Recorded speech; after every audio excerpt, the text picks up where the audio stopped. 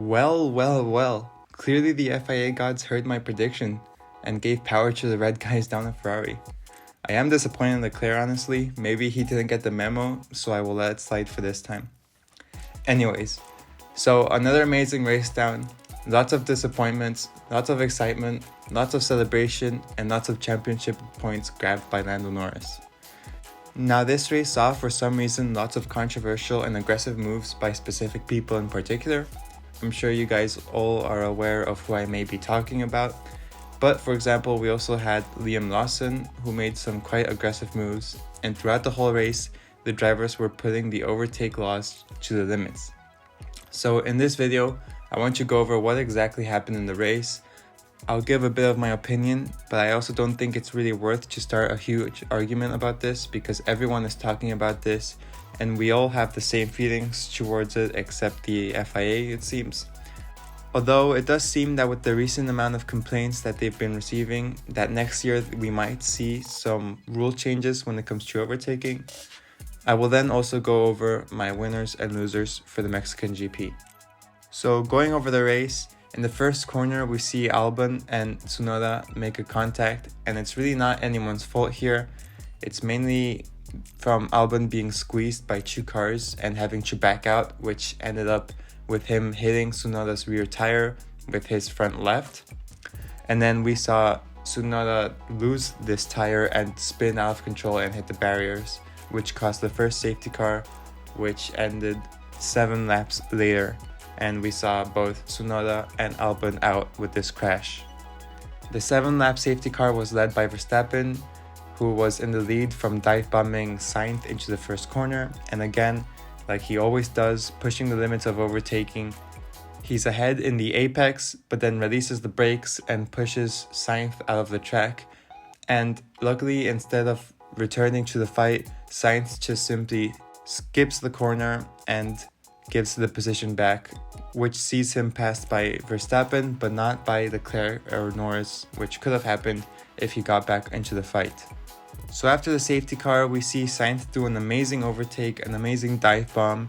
He said later on in an interview that he didn't have much to lose here, so he fully committed and made the overtake happen. So Sainz back to first and Verstappen second. Now here is where the controversial move by Verstappen on Norris comes into play. So on lap 10, we see Norris try an amazing overtake around the outside of turn 4 right after having DRS on Max. And you can tell Norris is not playing around anymore. He knows what to expect. He even said that he knows what to expect from Max. So he is starting to play the same games as Verstappen. And we see that even playing the same games, it does punish Lando by having Leclerc overtake him. But we do see Max receive a 20-second penalty, and so Norris did end up winning in this situation. So we see Lando goes for the overtake around the outside in the fourth corner, and he is in front at the apex. However, it is very slight, and then Verstappen takes the lead out of the apex and pushes him off the track, as we all knew what was going to happen at this point. So we see Lando off the track, and he completely cuts the corner through the grass and ends up in front and has to give the position back to Sainz, of course, but he does not give the position back to Verstappen. So according to the rules, this was legal because Lando was in front at the apex and then Verstappen pushed him off the track. So we see Verstappen receive a 10-second penalty for pushing the driver off the track, which was ahead of him. Now came the more aggressive move by Verstappen on Norris, and it's honestly quite ridiculous what he does. So in turn 8, Verstappen just throws the car at Lando with no clear intention whatsoever of making the corner because he goes completely off the track. And Lando obviously having to do the same thing because he's trying to avoid crashing into Verstappen. And you can just see there's no intention whatsoever for Max to make this corner. Even all the commentators I've seen were saying the same thing. So this is just clearly Max, being aggressive because he got overtaken around the outside by Lando. So maybe he thought it was unfair.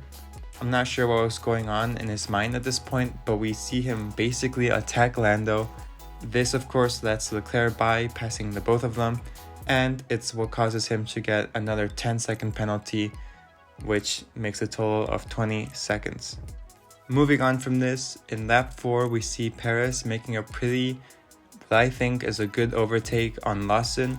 yeah, it was very aggressive, and he did leave him just enough space, but Lawson not taking any of it. It seems like he really just wants that Red Bull seat, and maybe taking out Perez is the only way to get it for him.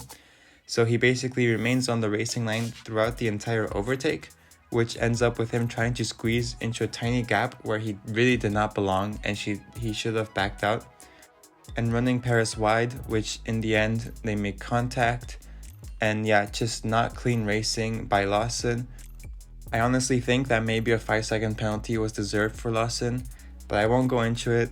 And this is what ends the race for Perez. So the race remains basically controlled for the top three. We see Lando 5 seconds behind Leclerc, which is 7 seconds behind Sainz, and it stays like this for the remainder of the race, right until 15 laps to the end, where Norris seems to have found more pace, and I really don't understand why the McLaren is so fast with low fuel. But anyways, we see Norris catching up to Leclerc, and in lap 63 he is half a second from Leclerc before the straight, so I think he would have made the pass here.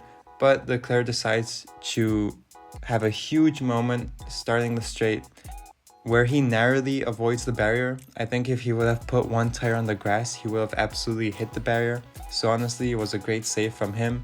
But yeah, we just saw him apply the throttle a bit too aggressively in that corner, which made him lose the car. And so now it is Sainz P1, Norris P2, and Leclerc P3. So Liam Lawson gets into another fight with Colapinto, this time where Colapinto is overtaking him around the same corner in corner 4. And we see damage to Liam's car, and I think that this was a very avoidable contact. Liam was saying that he had no space, but if he had simply backed out and slowed down, there wouldn't have been any damage. And yeah, it just seems like Liam Lawson is driving very aggressively for some reason, because there was nothing that Colapinto could have done. In this situation, it was only the case of Liam having to back out as he should have done. So now let's go over my losers for the Mexican GP. So obviously we have Perez. It was pretty sad when we started the qualifying and we saw him down in P18, I think it was, in front of his crowd. And it's pretty sad. I mean, if it was any other race, we wouldn't have been surprised. But with this being the Mexican GP, and the fans being the fans that they are, they're amazing and always cheering on every corner that they see Perez pass. Honestly, it's pretty sad to see him have such a terrible race. And I mean, it would have had great potential this race. We saw him do 5 overtakes in the first lap alone. But yeah, that corner with Liam, that contact ruined the race for him. I'm not saying it was completely Liam's fault. I mean, it was also Perez who did such a bad qualifying, and we did see Verstappen put it in second. So the car does have pace. It's just that Perez doesn't seem to find it yet. I also have Tsunoda as another loser, and look, it's not 100% his fault that he crashed, but he does need to start demonstrating himself again against Liam, and it's really what the RB team wants to see. They want to compare him to Liam, and Liam is currently outperforming, even if it's just because he's remaining out of the barriers. And lastly, I have Albon as for a similar situation as Tsunoda. Albon did have great pace this weekend, and we could have seen him do really well. But sadly, yeah, he had that contact with Tsunoda, which ended his race. And Colapinto finished 12th, which, in my opinion, he did have a pretty good race, even though he had bad strategy. So I think Albon needs to start proving himself again against other people apart from washed drivers like Latifi and Sargent. So now let's go over my winners for the Mexican GP, and obviously I have to put a whole team up here, and it's Ferrari. I don't know where they're getting this pace from. I mean, obviously it seems like not upgrading your car is the best strategy here, but I do want to emphasize that the biggest winner here is Carlos Sainz, because he did an amazing race. The whole weekend he's been super fast.